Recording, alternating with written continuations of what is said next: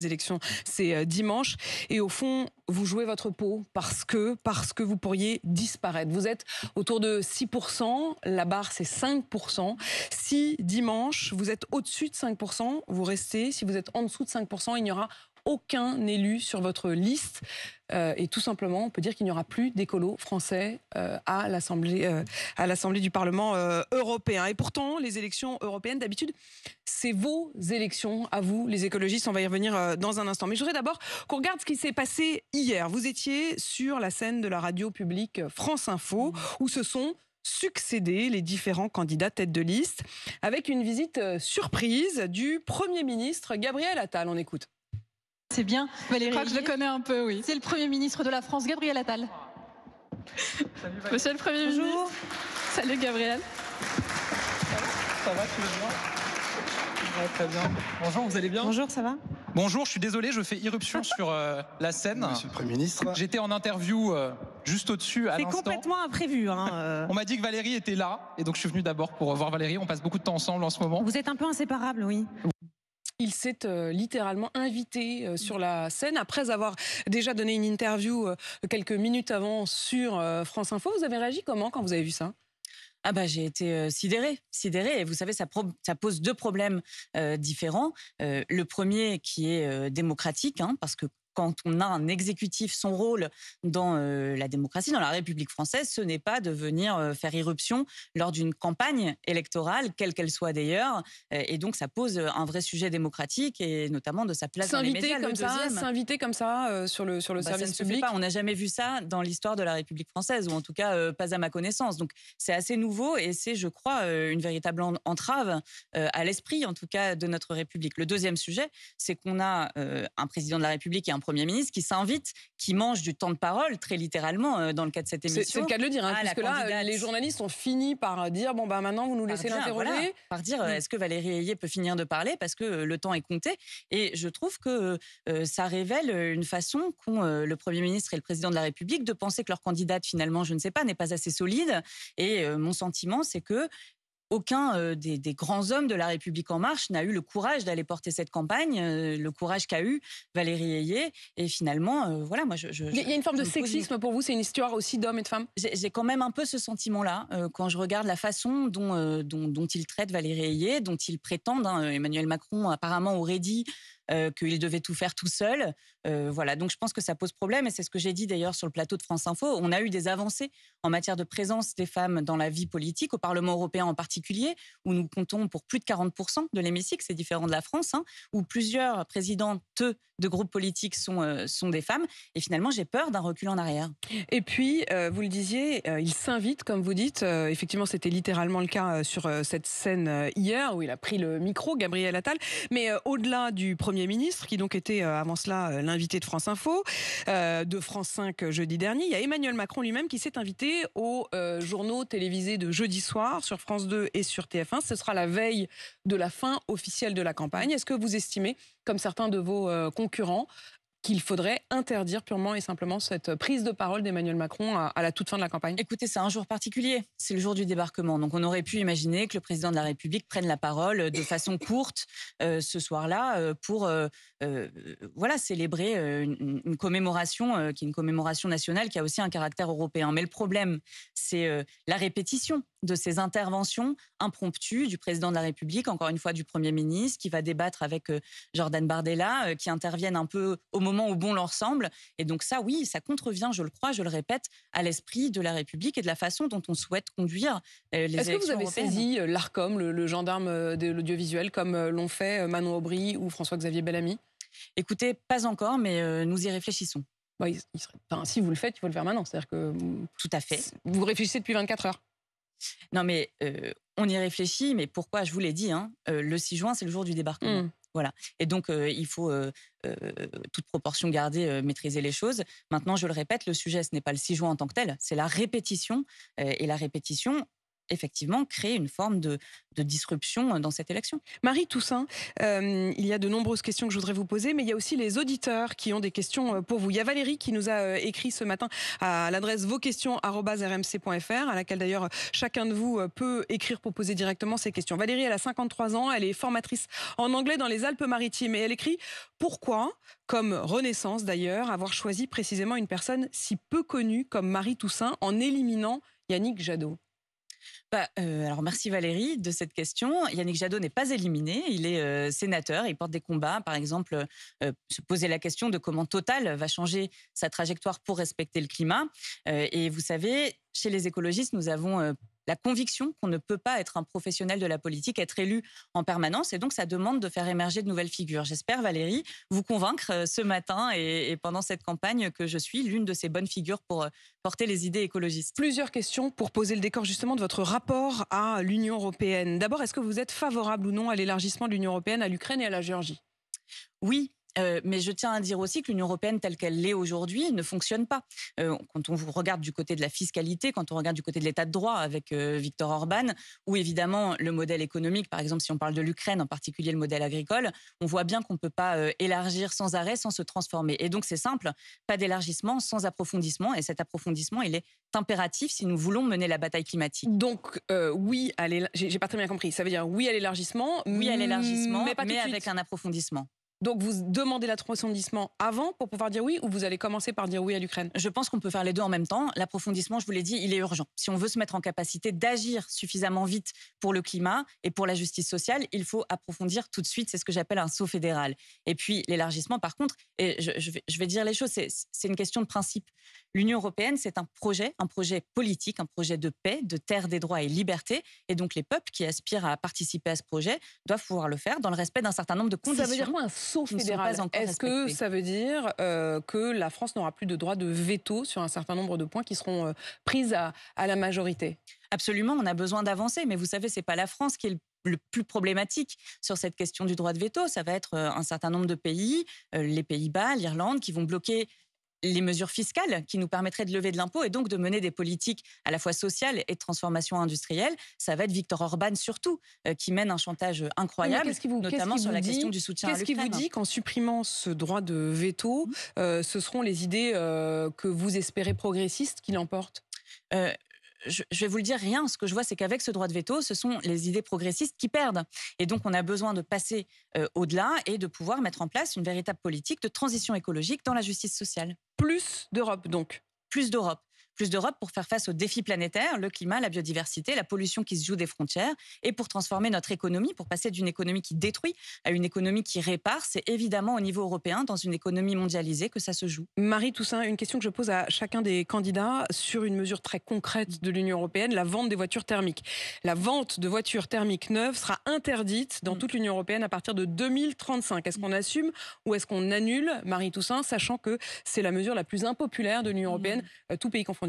On assume, on en a besoin. Il faut d'abord rappeler, mais vous l'avez fait, que les gens qui ont une Twingo pourront continuer à la prendre, s'il y en a encore dans 10 ans, et qu'on pourra encore acheter des voitures d'occasion thermiques. Donc ce sont seulement les voitures neuves. La deuxième chose, c'est que justement, si on veut sauver le climat, il faut absolument qu'on change de modèle, qu'on sorte des énergies fossiles et donc qu'on passe à l'électrique. Mais si on veut pouvoir opérer cette transformation et faire baisser les prix des voitures électriques, parce que c'est ça l'enjeu derrière, c'est que tout le monde puisse y avoir accès. On a besoin de ces 10 ans, on a besoin de donner de la visibilité à l'industrie automobile. C'est d'ailleurs ce qu'elle dit elle-même, qu'elle a besoin qu'on ne change pas cette date pour pouvoir investir suffisamment et opérer un choc des prix. Les patrons automobiles étaient totalement contre au départ, mais une fois que ça a été décidé, acté, voté, ils disent maintenant il ne faut plus changer parce qu'on s'est mis en route. Mais vous savez, ils n'étaient pas tous contre. Certains disaient même qu'ils pouvaient y arriver à partir de 2030. Donc voilà, la date de 2035, elle est éloignée. Il y a évidemment un besoin de faire baisser les prix. En Chine, grâce aux investissements majeurs qui ont été effectués, des véhicules électriques sont parfois 20 à 30% au coût inférieur aux voitures thermiques. J'ai envie de vous dire, c'est tout le problème, Marie Toussaint. C'est qu'on va se retrouver avec des voitures chinoises.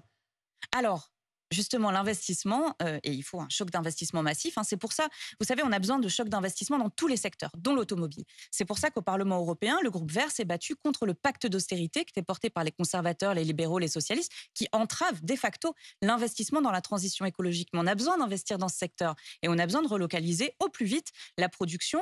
Et vous savez, quand on voit par exemple Emma, qui est un sous-traitant de Stellantis, avec une mobilisation actuelle, parce que Emma va fermer ses portes, ça ne va pas. On a besoin de soutenir ces entreprises, on a besoin de soutenir les salariés et d'opérer à cette transformation. Qu'est-ce que vous choisissez entre le protectionnisme et l'environnement quand vous voyez effectivement que les voitures chinoises sont moins chères, mais qu'elles viennent de Chine, et que ça permettrait du coup à certains d'acheter des voitures électriques, mais en même temps des voitures qui auront été produites en partie là-bas, qui se seront tapées tout le voyage. Quand vous voyez que Joe Biden a choisi plutôt le protectionnisme avec des hausses de 100% des taxes sur les voitures chinoises. Mais moi, je choisis les deux, Madame de Malherbe. Alors, je sais que ça ne va pas fonctionner dans tous les domaines. Je ne suis pas dupe et je ne suis pas naïve. Mais je pense que, justement, nous devons mettre en place un protectionnisme vert qui nous permette de produire en Europe ce dont l'Europe a besoin, qu'on parle d'alimentation, qu'on parle d'énergie, qu'on parle de santé, du médicament, par exemple. Et pour cela, on a besoin à la fois de remettre en place des protections à nos frontières et de ce choc d'investissement dont je vous parlais tout à l'heure. Alors oui, ça ne marchera peut-être pas dans tous les domaines. Il faudra trouver des équilibres. Ce que je constate, c'est qu'aujourd'hui, on a laissé partir toute la production de produits verts, que ce soit de panneaux photovoltaïques, d'éoliennes, de voitures électriques évidemment. Et donc ça, il faut impérativement que ça change et le plus vite possible. C'est quoi la différence entre votre programme et celui de Raphaël Glucksmann ? Il y en a plusieurs, je ne vais pas tout énumérer. Mais la réalité, c'est que seuls les écologistes défendent jusqu'au bout l'écologie, font de l'écologie la première des priorités. Et vous voyez, le dérèglement climatique, il est partout. On a vu en Inde des morts liées à la canicule pendant les derniers jours, même chez les assesseurs électoraux. Non, mais je vous repose la question, elle est très précise. Qu'est-ce qui vous distingue vraiment ? La constance, la cohérence et la clarté. Vous savez, sur la liste des écologistes, il n'y a que des combattantes et des combattants de l'écologie. Ce n'est pas le cas chez les socialistes. Le groupe socialiste européen, d'abord, vote pour les méga-camions, pour moitié pour les OGM, où je viens de vous en parler pour l'austérité. Et puis sur la liste de M. Glucksmann, il y a une défenseuse de l'A69, qui est une autoroute qui est décriée par des milliers de scientifiques, dont des membres du GIEC. Et puis un défenseur de pistes de ski en plastique dans des aires naturelles dans les Pyrénées. Donc quand vous votez pour Raphaël Glucksmann, vous ne savez pas si vous votez pour la restauration de la nature, pour le climat. Quand vous votez pour les écologistes, tout cela, c'est très clair. Alors là, vous nous donnez donc quelques détails. On a bien compris. Ces pistes dans les Pyrénées, la 69 qui n'est évidemment pas un détail, mais enfin qui est une partie d'une des personnes de la liste. Mais quand on regarde quand même globalement, c'est vrai que c'est très frappant. Sur la PAC, Raphaël Glucksmann dit il faut réformer, transformer cette politique, permettre une transition agroécologique. C'est exactement les mêmes mots que vous utilisez, vous, Marie Toussaint, du programme des écologistes. Mais oui, mais j'ai envie de dire, dans ces cas-là, pourquoi vous n'êtes pas ensemble ? Mais ça, c'est la question qu'il faut poser à M. Glucksmann. Vous savez, moi, je vous le dis. Je lui poserai demain, il sera à ce même micro, mais je peux vous la poser aussi à vous. La liste des écologistes et le groupe écologiste au Parlement européen votent en permanence la même chose de façon cohérente et structurée. Vous demandez un plan de transition de l'élevage vers des systèmes biologiques extensifs à taille humaine et respectueux des conditions animales. C'est de là encore exactement les mêmes mots qui sont utilisés par Raphaël Glucksmann. Un plan d'investissement pour accompagner les agriculteurs, pour les aider à s'équiper de panneaux photovoltaïques. C'est par exemple ce que demandent les agriculteurs actuellement mobilisés dans les Pyrénées pour sortir de l'élevage, pour changer leurs tracteurs, et que le groupe socialiste au Parlement européen a voté un plan d'austérité qui empêche ce plan d'investissement. Donc vraiment, Madame de Malherbe, je vous le répète, la différence, c'est la constance et la cohérence. Oui, mais est-ce que la question, c'est pas justement qu'à partir du moment où tout le monde est devenu écolo, votre candidature a plus de mal à passer ?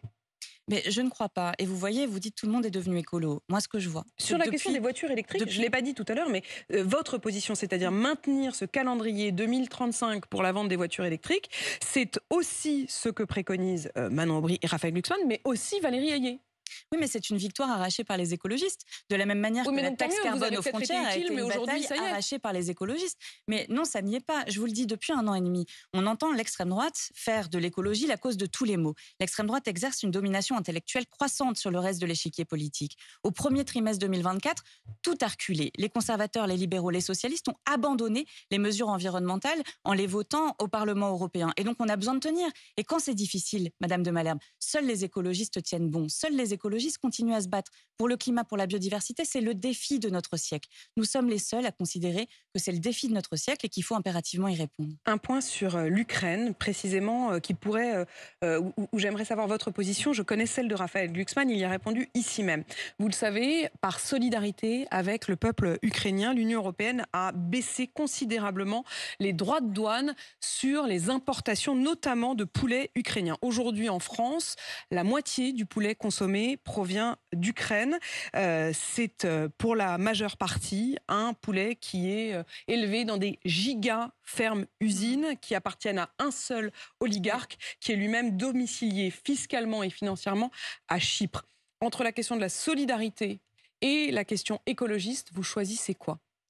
Eh bien, je choisis les deux parce que vous le dites, quand on baisse les droits de douane pour alimenter les profits d'un oligarque domicilié à Chypre, on n'aide de toute façon pas le peuple ukrainien. Mais moi, je vais vous le dire. Donc ça veut dire que vous faites remonter, vous voudriez que ces droits de douane remontent ? Oui, et nous l'avons porté au Parlement européen d'ailleurs. Et je précise donc que Raphaël Glucksmann, sur ce point, précise que lui, il souhaite maintenir ses droits de douane. Mais moi, je vais vous le dire, on doit soutenir l'Ukraine encore plus fort que ce qu'on fait aujourd'hui. Mais pas en sacrifiant les agriculteurs, mais pas en sacrifiant les paysannes et les paysans.